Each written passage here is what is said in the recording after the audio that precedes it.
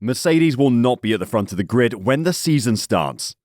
As Mercedes Formula One boss Toto Wolff believes the new W14 will eventually be able to compete at the top of the grid, despite the fact that the team admits it will start behind in 2023. This will mean that the team hasn't been able to fix the main problems the W13 had. Why are they behind? And will they return to the top anytime soon? In today's video, we're going to find out what Mercedes had to say about the new 2023 Challenger. Mercedes had their least competitive season in the V6 turbo hybrid era in 2022, as it was jumped by Red Bull and Ferrari at the start of a fresh new era of technical restrictions, after winning every constructors championship from 2014 to 2021. Mercedes has been widely predicted to return to the fight for victories and the championship this year, but statements from top people imply that the team may rely on improvements that unlock more performance to do so, rather than expecting to lead from the start. Wolff claimed Mercedes mobilized every reserve we have to offset its constraints in 2022, but that he sees so much effort, motivation, and energy to launch a car that will eventually be competitive enough to fight at the very front of the grid. He also acknowledged that our competitors were very strong last year and we are playing catch-up. Expanding on his choice of eventually when speaking to the media, Wolff said, "So I was contemplating about that word for 15 minutes when we talked about the press release. Because on one side, you want to say we will be competitive. On the other side, you need to stay humble and realistic. So you could be saying, I hope that we will be competitive. And the midway roundhouse is we will be competitive. We just don't know when. And that was the eventually. I think we're on the slope that we wanted to be in terms of our performance. But then you don't know where the other ones are. And I think humility is important. We've always tried to be humble. And especially after last year, we need to remind ourselves we're quite far off for a long time in the season. Mercedes will run the launch spec W14 during its shakedown and in testing, but according to technical director Mike Elliott, developments for the first few races are already planned. Elliott has also emphasized working out how we can bring the most performance to the car as quickly as we possibly can over the next few months. We are under no illusions that it's going to be tough, said Elliott. We're starting behind and we're not the favourites. That's an unusual position for us to be in over the last 10 years, but we are focused on ourselves and working out how we do the best job we can. I've been really impressed and proud of the attitude of the team to do that. After a difficult start, the W13 improved significantly over the 2022 season to become a race winner and constant podium competitor. However, Mercedes recognised that significant shortcomings could not be adequately rectified until a new car was introduced.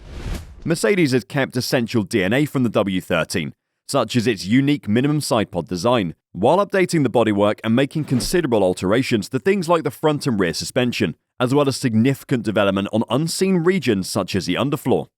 From the outside, after 8 years of winning back-to-back world championships and then having a poor year, many might expect that we would be tearing up the drawings and starting again, but that's not the case, said Elliott. We believe there was a lot of goodness in the W13, along with some things that we didn't like.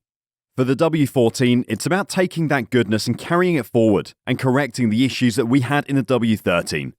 He added, when you look at the W14, you'll see the DNA of the W13, but also a lot of evolution and detail improvement. That may surprise some people, but in all the testing we've done, we see no reason to move away from our concept. The problems that we faced last year, particularly with the bouncing, were not a result of the geometry of the car. Overall, I think you'll see the DNA of the W13, but also a lot of evolution and detail improvement. If we were to explain all the details that we've changed and why we've changed them, it would show the huge amount of work that has gone into the car. Although Mercedes have kept their zero side pods for now, Toto Wolff has suggested that Mercedes will reconsider the zero side pod concept for the 2023 Formula One season if it turns out to be necessary. However, Wolff emphasized that this was not due to Mercedes losing trust in its design philosophy, or in what he described as not a core fundamental performance part in the team's perspective. Mercedes' headline-grabbing design, which debuted at the season 2022 preseason test in Bahrain, was scrutinized for much of a 2022 season, in which Mercedes failed to match the pace of Red Bull and Ferrari. But the team has repeatedly stated that it does not believe the concept was at the root of its problems. When asked about the bad solutions on the team's W14 at Mercedes' preseason launch media engagements, Wolff said he was still proud of last year's car, but that the appearance of the side pods may alter with in-season changes. I think it's important to be bold in this sport, said Wolff, and the narrow side pod design is not something that we believe was fundamentally the reason why we didn't perform. There are no holy cows in our concept, It's not that we don't want to follow anybody's idea. We kept staying with the narrow sidepod as it is, but you could well see some development from now on that could be coming with the upgrades, and the sidepods will change. Not very soon, but we are looking at solutions. But it's not a core fundamental performance part as far as we judge. There has already been a modest alteration in this region, since the W14 still has vertical radiator inlets, but they do not slope away as sharply as previously, and the curvature is more extended. Asked at what point Mercedes chose to continue with their approach and why it did so, Wolff said, "Throughout last season, we've analysed it back and forth, whether it was right or not. And obviously you can see the side pods that are very different to any other car. But we believe that this is not a performance relative part." Wolff described the sidepod as the first iteration, and that its design will change a bit when we're going through the first few races. But like Mike Elliott, technical director, said in the launch, if you want to change your concept completely, you're making not one step back but probably two or three, and that's why we stayed where we are. And I love the fact that we are bold, we stayed bold, and we are just continuing to follow what the science says to us. So what are the main differences of the Mercedes W14? Well, on the outside, the Mercedes hasn't changed that much. They have altered the obvious elements such as their front wing, which doesn't have a full-width slot gap. However, the inner end of these two pieces has a larger slot gap. And regarding the floor stay in front of the rear tyre is similar to last year's. This indicates that supporting the floor in this location is still important for continuous underfloor downforce, even with the outside border increased by 15mm. The floor edge extraction rotating vanes are comparable to last year's final design.